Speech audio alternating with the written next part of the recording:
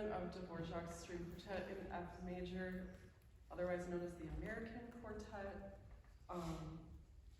This quartet, he finished this quartet, his New World Symphony, and a string quintet all during his vacation in Stillville, Iowa. So we thought, when in Iowa, play this quartet, right?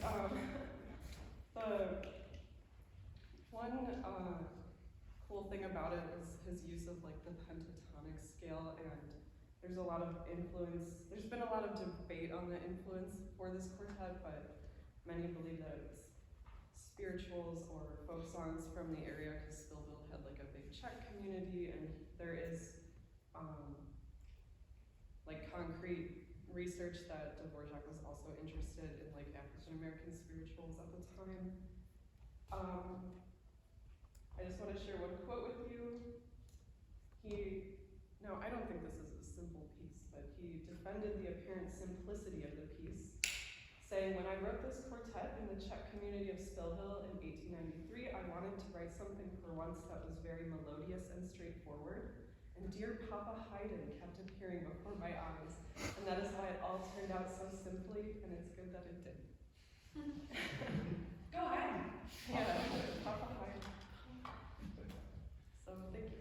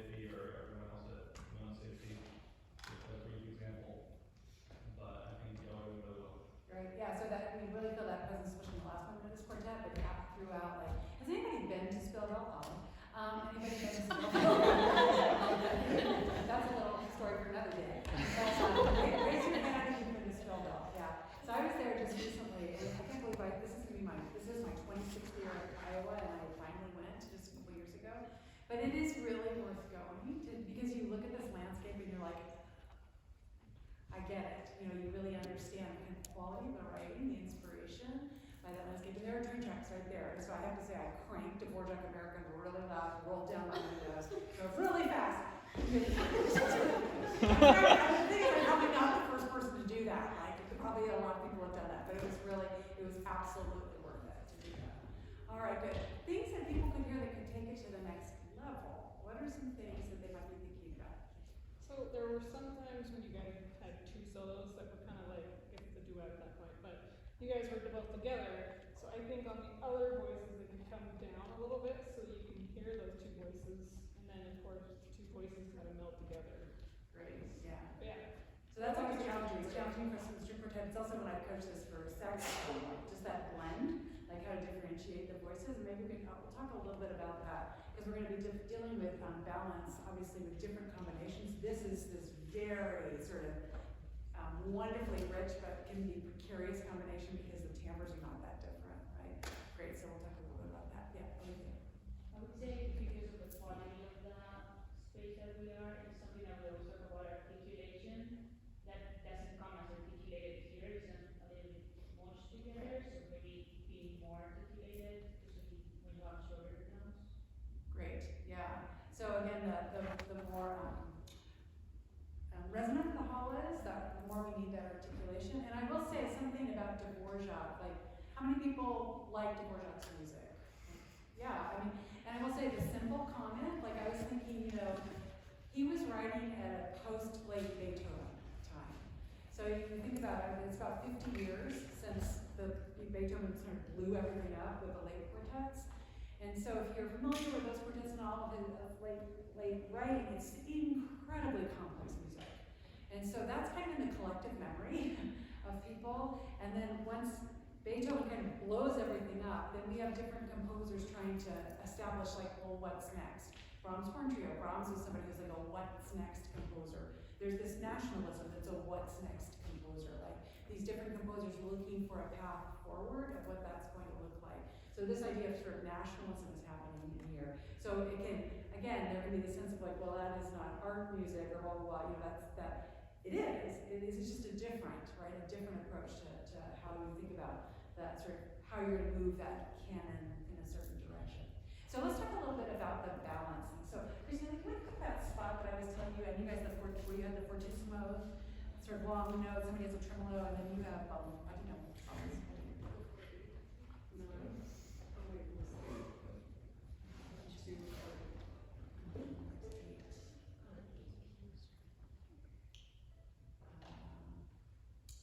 So it would be, let's see, we're at 9. Yeah, 9, that's what I'm thinking. Yeah, okay. So I've talked about this a little with some groups. I thought maybe we could do a little bit of demonstration of what this is in the quartet. And then with different timbres, we can think about how it applies or maybe doesn't apply. But one of the words that our group, my quartet, we talk about is profile, the profile in the sound. And how do you get something in a timbre that's all very similar to pop out? So for us, in string playing, the quickest way to do that is to play closer to the bridge. It's just, the closer you get to the bridge, the more your sound cuts through things.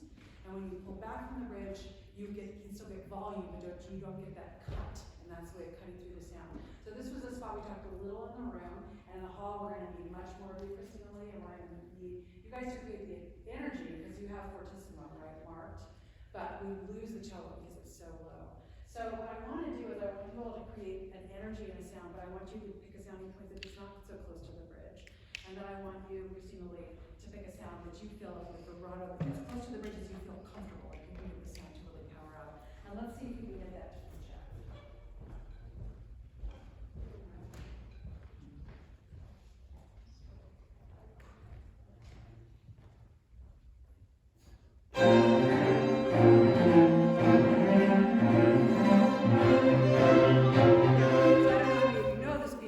So you can recall back. But let's go. Let's just for the sake of argument. Can everybody do a sound right close to the bridge? Let's all do the sound close to the bridge.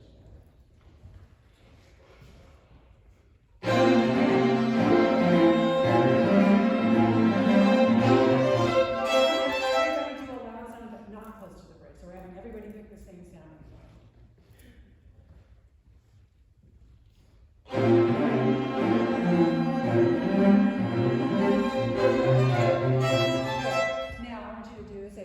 More towards the bridge. And you all, actually, if you use a sounding point that is not so close to the bridge, you can have more energy underneath. It doesn't need to sound piano, but because you're choosing different sounding points, hopefully it will differentiate. For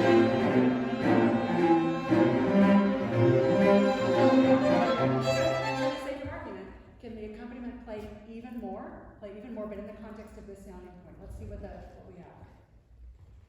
A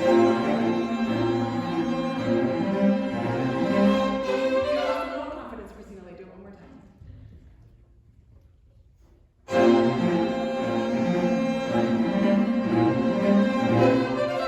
To my ear, I think Louise is going to be the most competitive with her in terms of that, right? So in the balancing, I would say Louise, maybe again, before you do just less bow, think closer to the fingerboard and more bow, so we still feel the energy. One last time.